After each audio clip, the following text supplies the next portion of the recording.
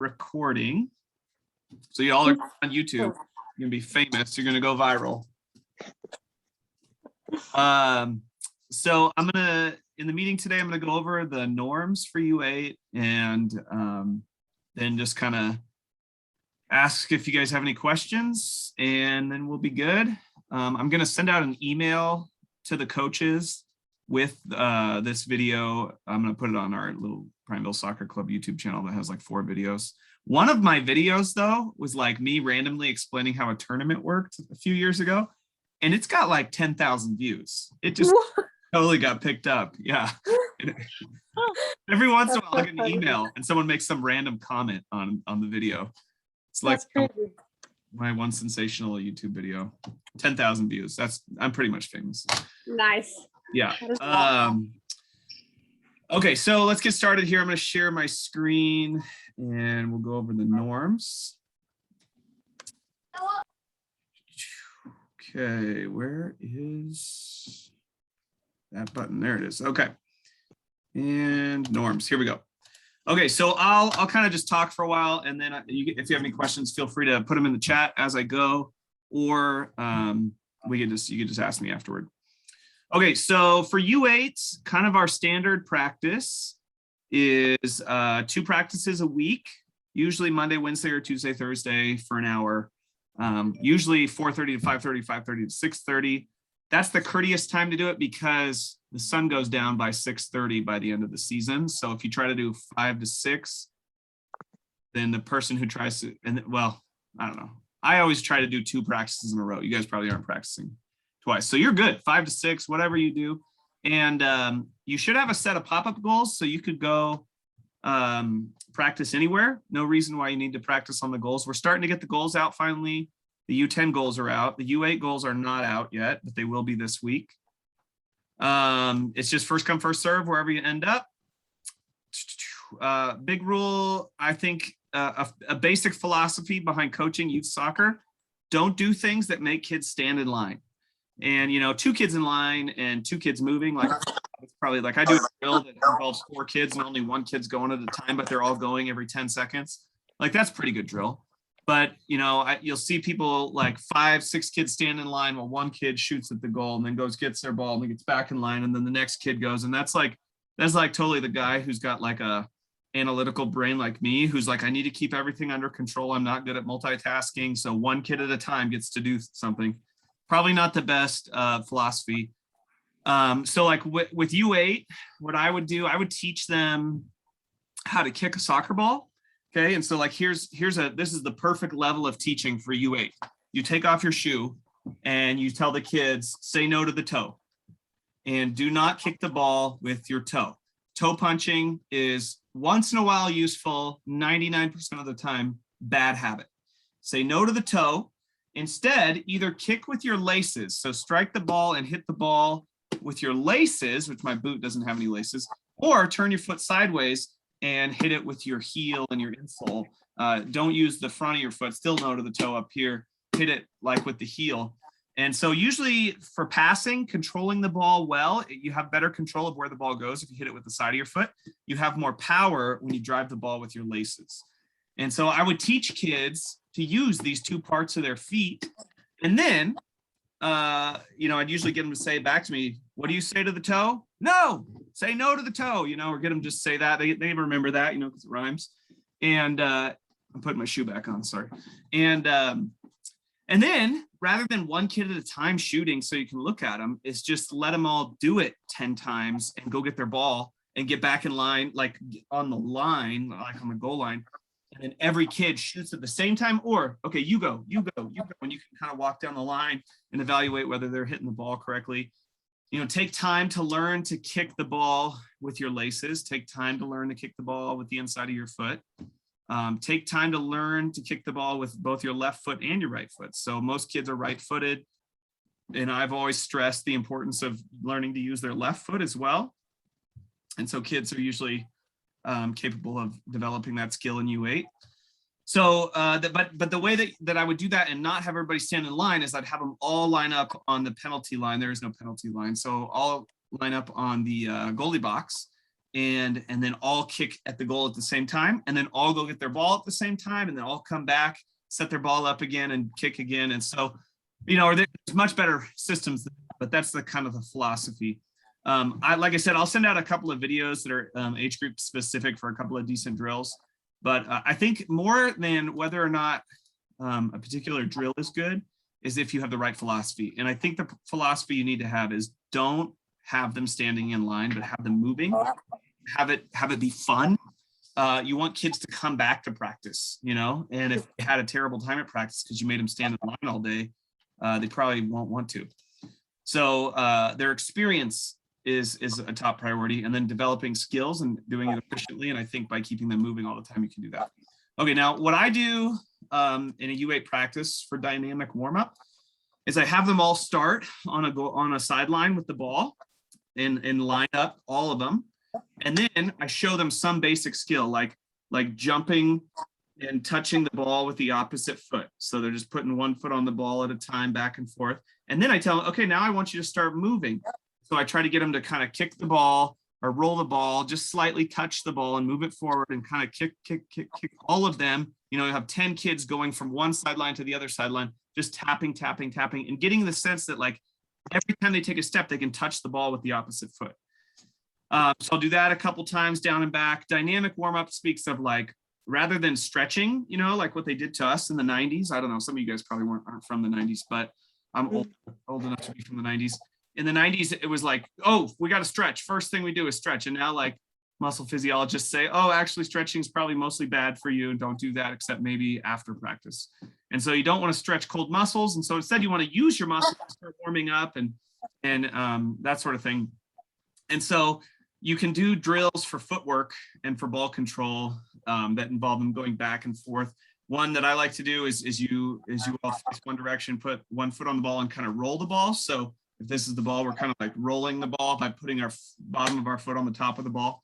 If you look up dynamic warm-up soccer, you'll find amazing things on YouTube that I can't explain very well with words. So do some dynamic warm-up for 5 minutes, and then move on to 3 drills over the next 30 minutes, and then maybe play a fun game or scrimmage at the end. And I'll send out a few ideas for these things in that email that I'm going to send you. But kind of another philosophy behind practice that I have is like, don't let them get bored, because then they'll hate your drills. So rather than doing 1 drill for 30 minutes, do 3 drills for 10 minutes so that there's change. They like change. And if you can make a drill a challenge, so if you can make it like whoever does this the most wins, or whoever doesn't do this, whoever does this the most doesn't have to do push-ups, and then everyone else has to do 5 push-ups. Just make it a game somehow, make it fun and make it varied. And so shooting, like I mentioned already, learning to kick with both parts of your feet and learning to use feet. And then at the end, I always like want a cherry on top at the end of practice. These kids are playing soccer because they want to have fun. One of the best ways to learn how to play soccer is just to play soccer. And so that's why I gave you guys those pop-up goals. You can set those up anywhere. You got 2 small goals, no goalies, 3-on-3, 4-on-4, learn to pass, learn to work with your teammates, and just go out there and be kids and have fun playing soccer. You want to teach them the basics of offense and defense. And if you have, what do you guys have on your teams? 8 players? Mm-hmm. Yeah. So if everybody shows up to practice 4-on-4, yeah, if you did you guys, well, you had the opportunity to grab pennies. Pennies are like little things you put on maybe for the kids, and then they know which team they're on if you're at practice. And so I usually end the game with a small soccer game on pop-up goals, 4-on-4. And as the coach, I'm kind of telling them and teaching them how to pass. The give and go, where you pass and then you run and then they pass it back to you, or some people call that 1-2. That's like, if in U8 they'd learn to give and go, that would be revolutionary. They probably won't learn that. Most at U8, mostly they're just learning how to kick the ball, or to make a pass up. No, they don't know who's going to get it, but just pass up and hope one of your teammates gets there, But if you could teach them to give and go, that would be amazing too. It's more about creating a good climate out there than it is about one particular drill or thing. I do believe that winning is good. And I think the kids love winning, and that's kind of an innate desire in kids is to win.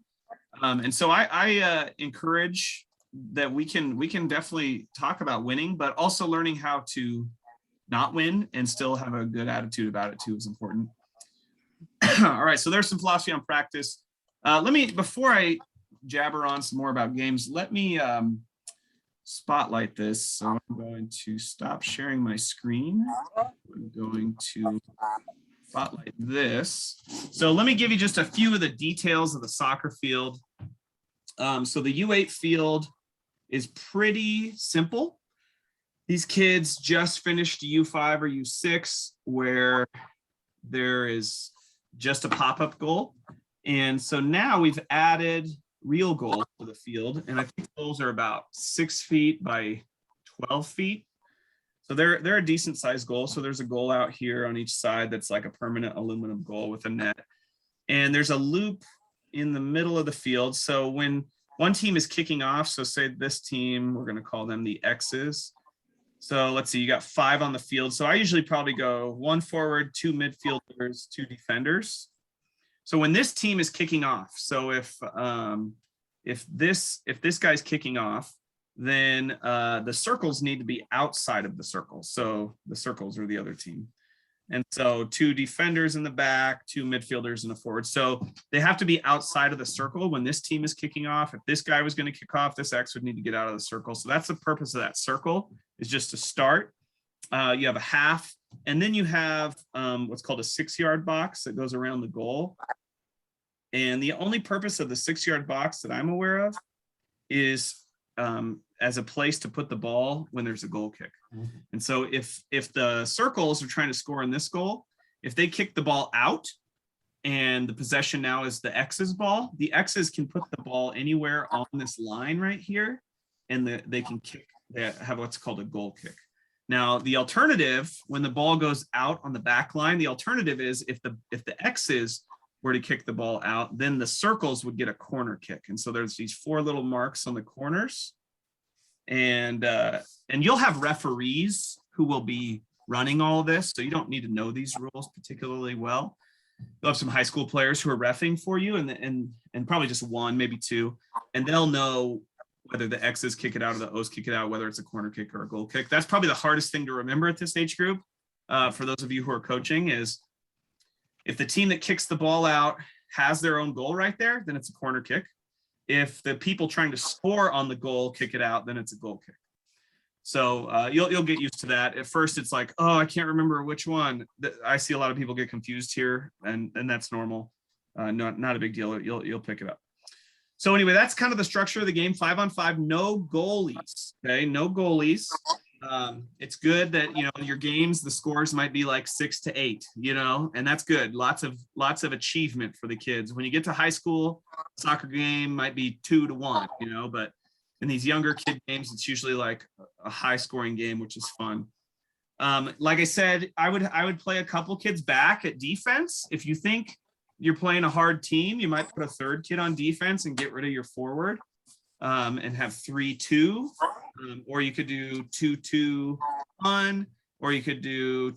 You can do whatever you want. You could do a 4-1. That would be kind of unusual, but those are ways to play your kids. And I gave you guys, I believe I gave U8 one of these. Is this what I gave you guys? Yep. Yes. Yeah. So if you open this bad boy up, you see this thing. I didn't have any whiteboard pens, but you could draw on this with a whiteboard pen and kind of explain to the kids where they're going to be. You know, these guys back here are called defenders. Okay, so you might be the right defender or the left defender or the center defender. This would be the right side of the field when they're going that way. It's on their right. This would be the left side of the field. This would be a center. Okay, these guys I would call midfielders, which means that they play offense, but they also play defense. So midfielders play offense, but they also play defense. And if you feel like your team's got a good chance of winning and you're going to play a more offensive game, then you can have a forward. Forwards in real soccer, forwards don't usually come back to play defense. They're just kind of cherry picking up here. And there's a rule in soccer called offsides that has to do with where the forward is compared to the defenders of the other team. But in U8, there's no offsides. So you don't have to worry about that. So this kid could be a total cherry picker, hang out right by the goal up here, just waiting for a pass. And we totally allow that in U8 soccer. So you can use whatever strategy you like as the coach and teach it to your players. And so teaching them about defenders, midfielders. Sometimes they get called a wing. I mean, you don't need to know that, but in case you hear it. So this guy called left or right wing and the left wing. Sometimes there's kind of four here. And so that would be called like midfielders, and that's more a wing and a wing, but you probably don't need to know that. And then a forward is going to be the farthest forward, and your forwards tend to be in soccer your best scoring players. So they're gonna be good sprinters who can finish well. Your defenders tend to be guys who can really disrupt and keep guys from scoring. So forwards, midfields, and defenders. Okay. Yeah, so that's the basics. No goalies at this age, 5-on-5. If you have a situation where you show up to play soccer and the other team only has 4 players, and say you have 7, you could just give them one of your players and still play 5-on-5. Or if you have 6 players and one of them's a little emotional and sometimes you gotta let him just sit on the bench and cry. I mean, that's not super common, but occasionally that happens. Then you play 4-on-4 and have a couple subs for your team. And hopefully that doesn't happen. I'm a little concerned this year. It'll be interesting. I haven't really gotten a lot of feedback about how many players are missing. We haven't had a lot of refunds that we've issued, but there have been a few who are just like, I found out they're not going to play because they're worried about COVID, or they're moving to Texas because they hate Kate Brown, or whatever's, side of the spectrum they're on. So we're just going to make the best of it and do it. We're totally, I mean, I know you guys are awesome and that's why you're coaching already, but we're here for the kids. We're here to make this an awesome experience for the kids. And we're going to make the best of whatever situation we've got. All right. Any questions before I get back into the games and reading the rest of the norms to you? Are we doing any direct or indirect kicks? Sorry. Yeah. So I could tell you what the difference is between a direct kick and an indirect kick. So both of those are called free kicks. So I'm going to switch back to my notes here because I have this teacher inside of me who wants to explain things on paper. So a direct kick and an indirect kick. These are 2 types of free kicks. So you don't need to know anything about this. If you are a high school soccer coach and you want to argue with referees, it's good that you learn about this. But even as a high school soccer coach, you don't really need to know this, but I mean, you probably should. But our high school referees that are reffing for you will need to know this, and you might confuse them if you ask them, but I'll teach it to them. Doesn't mean they'll remember how to apply it correctly. So we just be nice to those high school kids who are reffing for you. But if you have a handball, that tends to be a direct kick. Okay. So if somebody picks up the ball with their hands, then the other team gets a direct kick. Direct kick just means they can shoot straight at the goal. If you have a foul, okay, that tends to be a direct kick.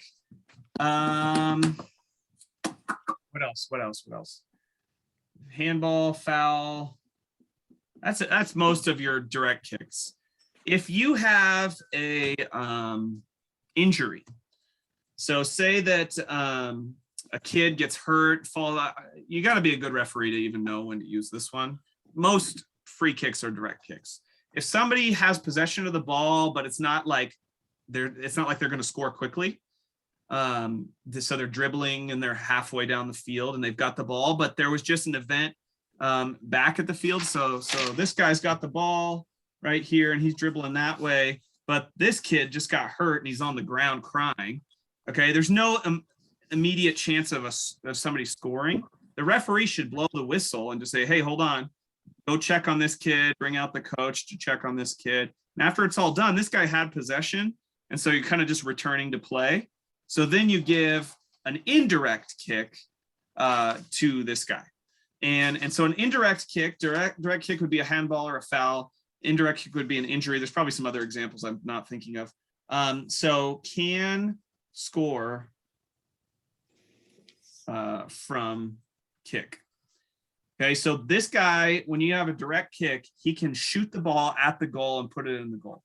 An indirect kick needs to be a pass, or, I mean, sometimes people will take a chance. I don't know why this would work, but if it's sort of like a throw-in too. A throw-in can't go in the goal without somebody else touching it. So someone else needs to touch it. So I'm sure it's happened a few times in youth soccer where somebody gets an indirect kick. Someone else needs to touch it, and then they shoot it directly for the goal, and then the goalie tries to block it, and then the goalie touches it, and then it goes in the goal. That would be, if you're the goalie, just get out of the way, and the indirect kick goes in the goal, and it doesn't count. But that's a great question, Hallie. I don't know if I went way into too much detail there. But that's the difference between a direct kick and an indirect kick. Do we need to keep our defenders on their end of the field? Ooh, this is a great question to ask. So no, but that's a very good practice in general. So here's our soccer field again. I'm gonna draw a new one. So here's our soccer field again. And we do have something called a build out line, but in U8, the build out line is the half. So let's say that we're going to just have 3 players to make this easier for me to draw. So you have a defender here, and then you have 2 midfielders here. And then here's the O's, and they're trying to defend. So let's say that this player X. So first, your question, Kristen, does this guy have to, he's a defender, does he have to stay behind the half? Absolutely not. Okay. I tell him to, though, as his coach. So as his coach, I would tell him, just stay back, you're a defender. Because what we want to avoid is like all 10 kids around the ball. Like if you watch kids at recess playing soccer, there's 10 kids out there playing soccer, and there's 10 kids right around the ball. But what we want to do is we want to teach kids to spread out and pass the ball to each other and to play positions. So this midfielder who's on the left, stay on the left side of the field. And there's kind of like an imaginary line here. If I'm a midfielder, I really should never pass this dotted line. Okay. If I'm the right midfielder, I should never pass this dotted line. And so teaching kids to stay apart is the hardest part of coaching soccer. Teaching kids how to play positions and pass to each other rather than all just swarm the ball. That's the hardest part about coaching soccer. So while this, if suddenly this guy shoots, it bounces off that guy, and this guy could just run up and take a shot from here, go ahead. There's players sometimes who are really talented, and when they're playing defender, they'll get a ball back here and they'll take a shot at the goal, and that's totally fine. But in general, defenders need to stay at about the half. You watch a high school soccer game or professional soccer game, defenders are usually at about the half, that's as far as they advance. Now, that being said, say this guy has the ball. So here's the ball. And then he kicks and he shoots at the goal and he misses. Okay. What's this called? What event is this gonna result in? I'm gonna give you a hint. It's either a corner kick or a goal kick. It's gonna be a goal kick. corner kick. Goal kick. Okay. So if X puts it out, it's a goal kick. So there's this other box called the 6-yard box here. And this goal would have one too. So if X is trying to score, right, and the O's are on defense, and X kicks it out, now the O's get to take a shot. So now I'm going to redraw this. And this is an important rule. The referee will teach you this on your first game, but every time there's a goal kick, everybody on the X team needs to go back. And so I'd put my midfielders here, and I'd have my defender more back here, okay? And then the O's, usually the O's will advance. And so one of the O players, I'll just draw it with 5 for you. So these are midfield or defenders and 3 defenders, 2 mids. So say this team's playing the same way. So here's an O, here's an O, here's an O, here's an O. And then this one O is going to take the goal kick, okay? So these X players, the rule is they actually have to be behind the half. We're trying to teach these kids, probably the best thing to do in this situation is for this guy to come right here. And this guy's going to just kick the ball right to him. And now he can either pass there, or he can pass there, or he can pass there to this guy. So we're trying to teach them to play out from the back.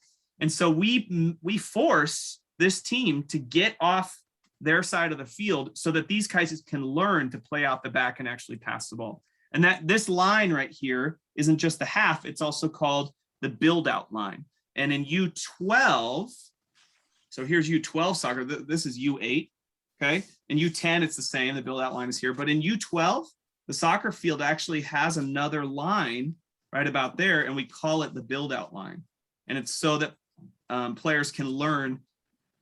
So this is the build out line for U8 and U10. But then in U12, we're still teaching them to play out the back, but we're not letting them have quite as much to do it, because by the time they get to high school, they actually don't have a build out line anymore. But it's still the most effective way to learn how to play, or one of the most effective ways to learn how to play from a goal kick. So great question, which reminded me of the build out line. Okay, other questions? Do we want to rotate our kiddos in between? Yeah, let me get like to this and it'll tell you about that. So you have an hour and 15 minutes on the field. Okay, that's what I scheduled for you on the field. That includes warm up and everything. There will be referees there to let you know when to start. So I usually have the kids show up 15 minutes early and just do a little bit of dynamic warm up before the game. As the coach, I can tell you're all super like really aggressive, angry people. So you're going to really need to take this seriously. Don't yell at the ref.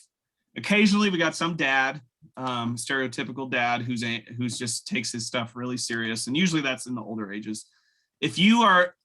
My referees are not going to be perfect by any means. They're like 14-year-olds. Okay. And nobody did it last year. So they really don't know what they're doing out there. But the main job of the referees is just to call corner kick or goal kick. That's the main thing they're figuring out. And when the ball goes out of bounds, they blow the whistle. That's the main thing they do. If somebody's really playing dangerously, they're going to blow the whistle, call it a foul, teach the kids. But as the coach, you just want to help that 14-year-old learn how to be an adult and learn how to make adult decisions on the field. So go have their back. Don't be against them. The refs will check the kids' equipment. Every kid needs to wear shin guards during the game.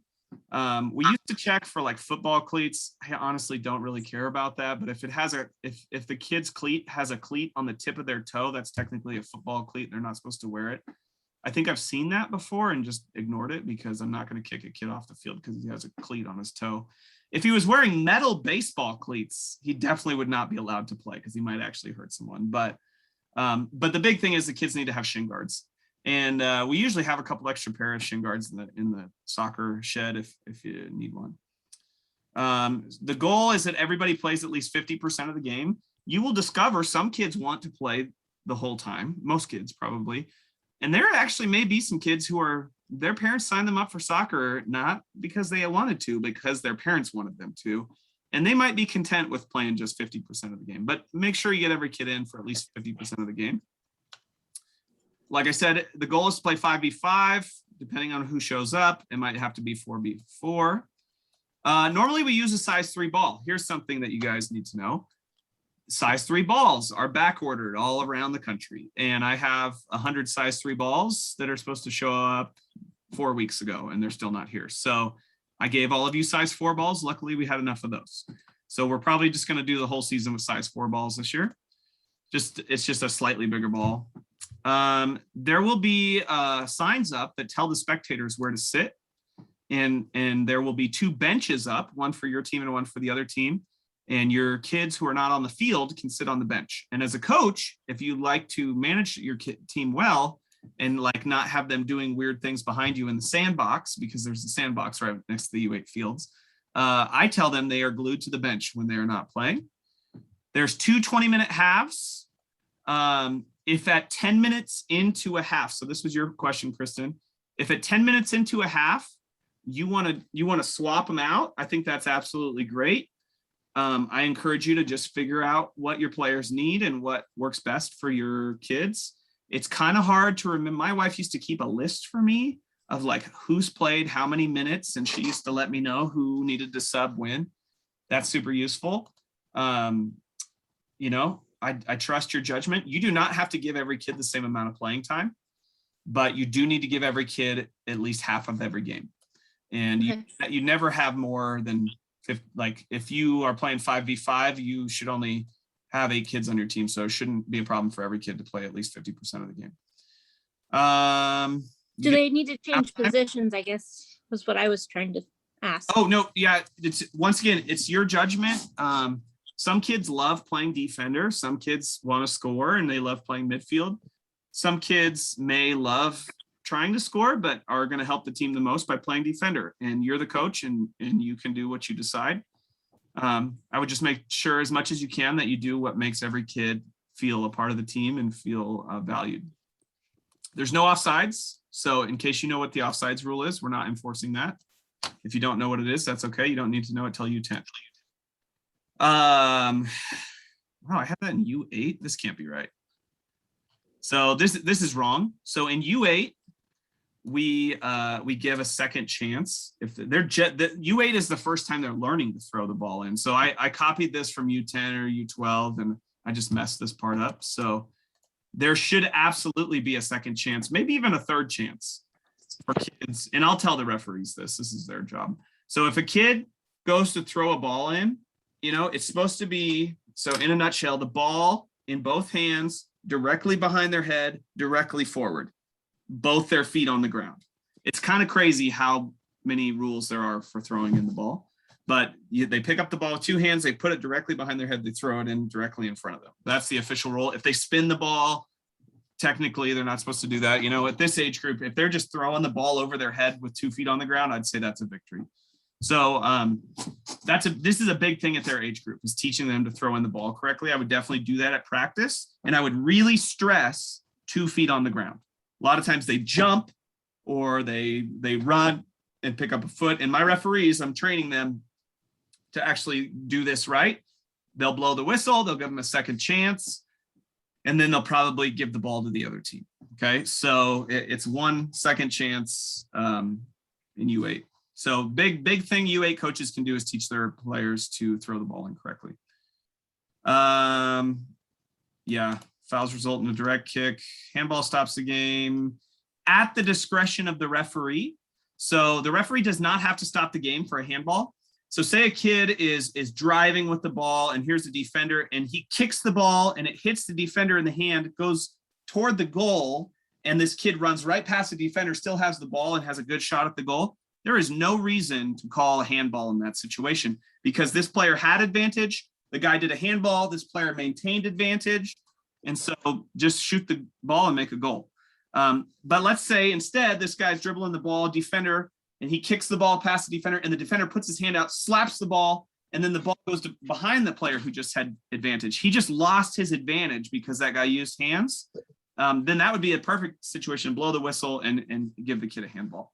For the most part, I try to avoid calling handballs unless it really clearly hurts the advantage of the player who had possession of the ball, because it just slows the game down.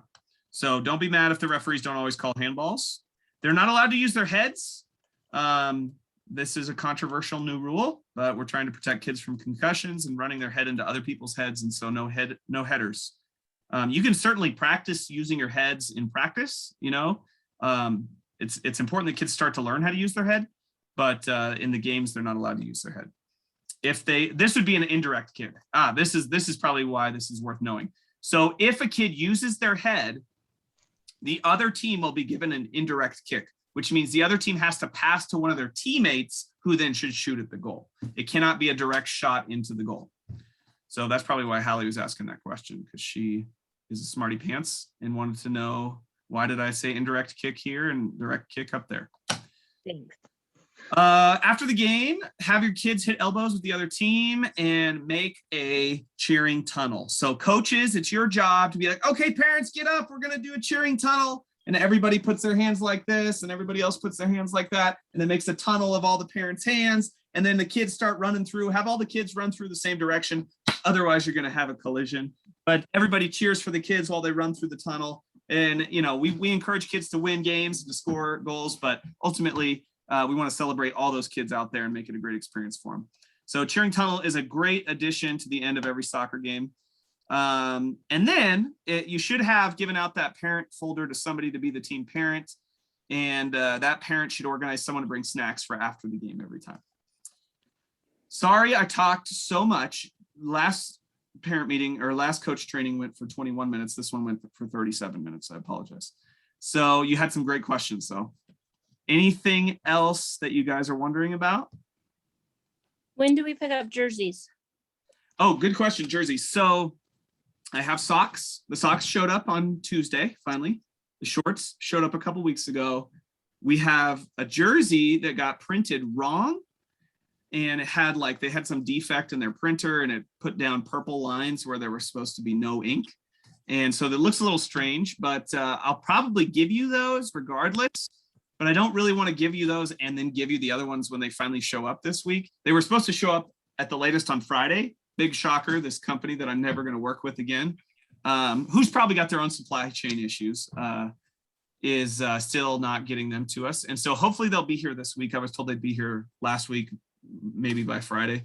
So hopefully Monday, Tuesday, Wednesday, they'll show up. And then I will put the right socks, the right shorts, and the right wrong jerseys and the right jerseys all in one big bag and hand it to you, and you can give it out to your kids. They get a good jersey and a slightly a slightly imperfect jersey as well. So hopefully this week, if nothing else, I'll give you just the wrong jerseys, and I'll have to give you the other jerseys later. But expect that by Thursday night at the very latest. And probably not Thursday night, probably Wednesday night, actually, because I have a college class Thursday night. Okay, good question. So jerseys will be here before the game. That's the important thing. What else you got? PKs. So there's no penalty box and there's no goalie. So I always forget what we do for this. U8. So there will just be direct kicks with a wall all the way up to right in front of the goal. And the wall is supposed to be in high school soccer 10 meters away from the free kick, but maybe we'll just play it by ear until the referees are just, they're young, they're cute little kids. We'll just be nice to them and give them good opportunities. And if you're afraid of putting your kids in front of a free kick, feel free to just not do that too. So, but usually 3 kids, maybe 5 yards back, it's probably a good decision for the small field. There is no penalty box, so there won't be any penalty kicks.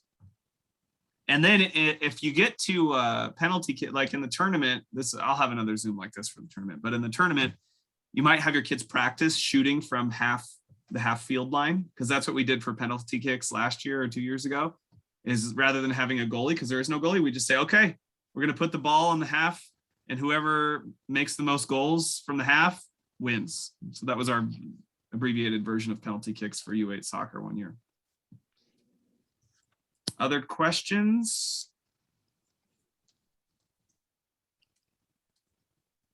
All right. Did we lose anybody, or did I stop sharing the screen here? I think we lost Rebecca. It's okay, Rebecca. I know she had to listen to me as a high school teacher, so she didn't want to. She was getting flashbacks. All right. Well, thanks guys for everything and for being here and asking some questions. And hopefully the other people will watch this and learn whatever I hadn't already explained to you guys. How did the parent meetings go? How's everything going so far this season? Our teams only had 1 practice. That's all right. I've only had 2 with both of my teams. And you, it's all good. And you had Labor Day weekend, so you're in good shape. All right. Well, here, I'm going to put you both have my cell phone. So call me if you need anything. And hopefully we have a great season. Thanks for coaching. You guys are awesome. Thank you, Johnny. Yeah. Thank you, John. Bye.